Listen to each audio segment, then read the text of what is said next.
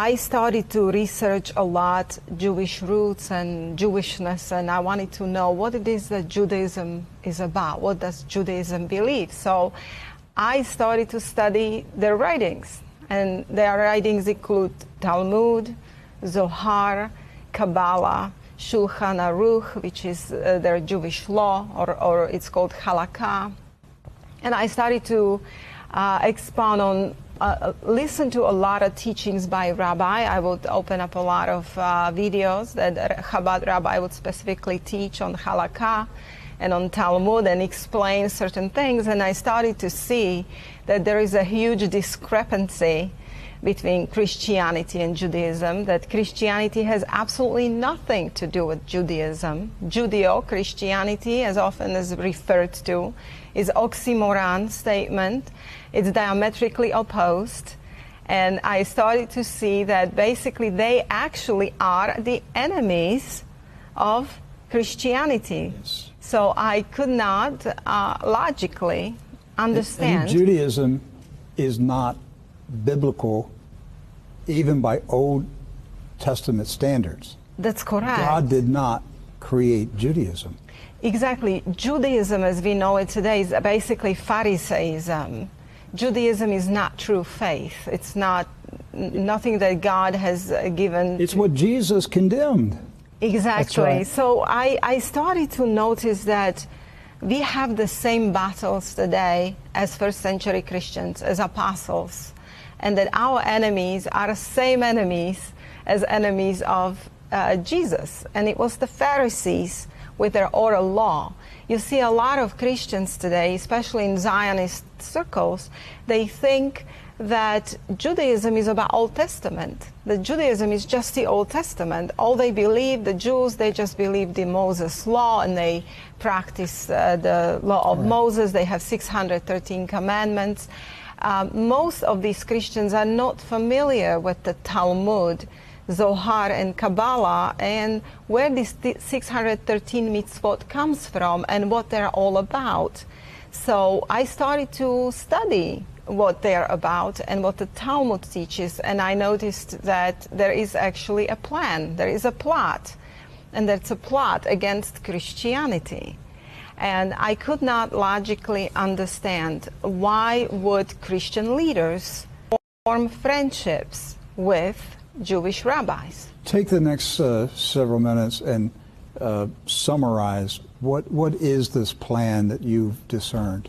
Well, at first, let me bring you one of the books here, The Secret Doctrine in Israel by Waite, W-A-I-T-E. This is a book. We can put this on the screen. Right. There it is right there.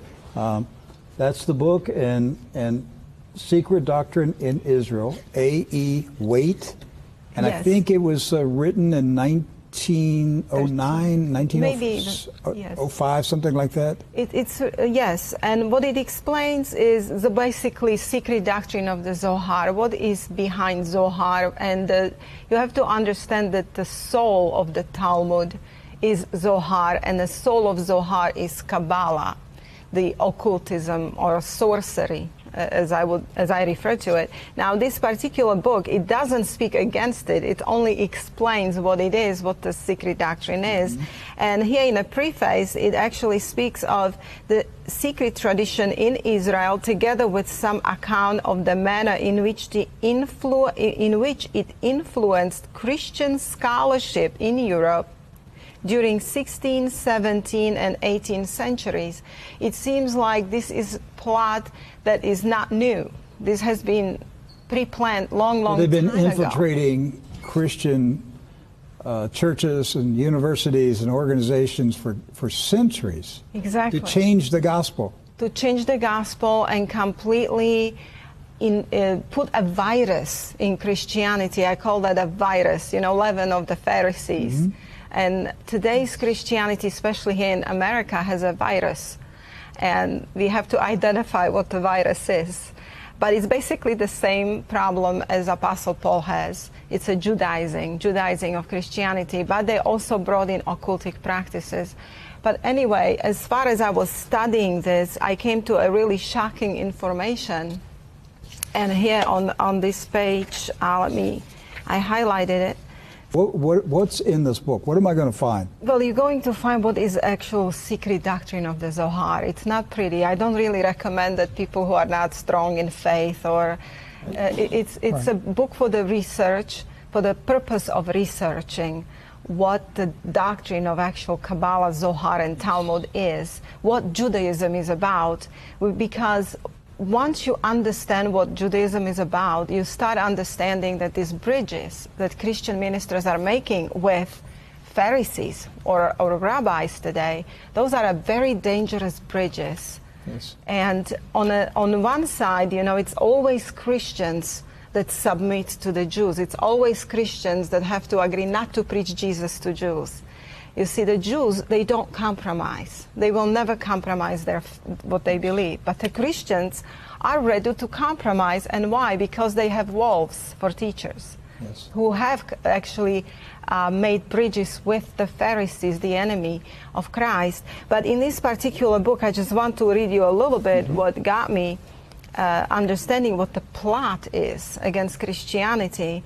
It says here, according to the Midrash Talpigoth, the Messiah will bring eternal peace, which of course was understood by the Israelites as peace for Israel, plus that which may follow extermination for all who did not enter by conversion into the house of Jacob.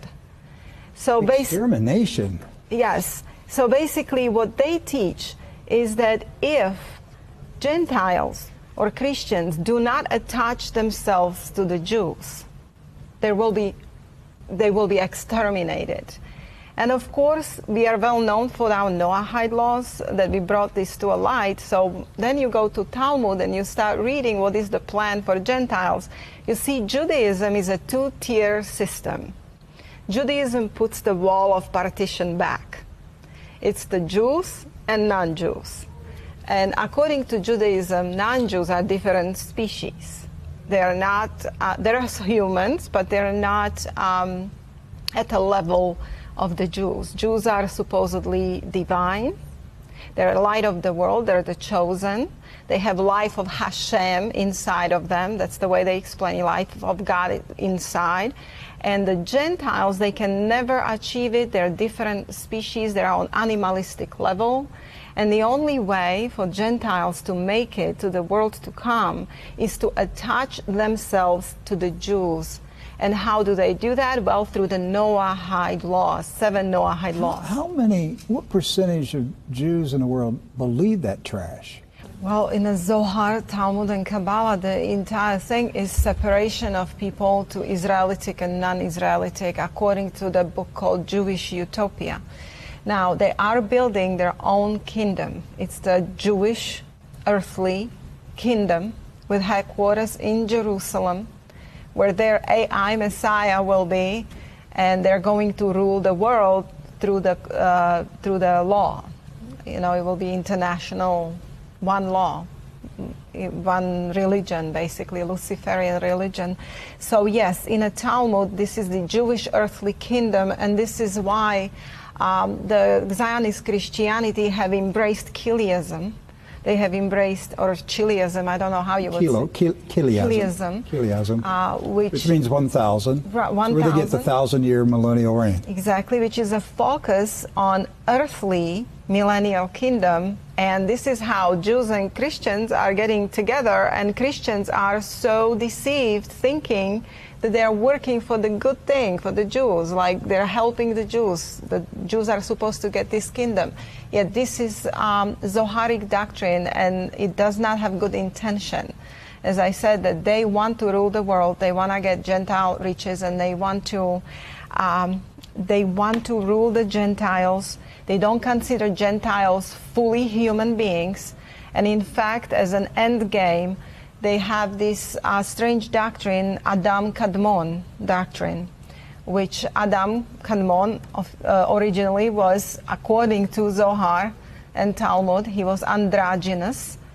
Adam, like he wasn't male, or he was male, female in one body. And this is why you see this transgender agenda today, and there are laws, very serious laws, passing in Alberta, Canada. Is Zionism behind the transgender movement? You know, I don't think Zionist Christians are aware of this. They're not aware of many details of what But is is Zionism? But I think that, yes. Does the transgender movement get its origin in Zionism? Yes, it gets its origin in Zionism, and it gets its origin in the Talmud, Zohar, and Kabbalah. It's a Kabbalistic doctrine of Adam Kadmon, which is eventually they have this doctrine called Tikkun Olam, repairing the world.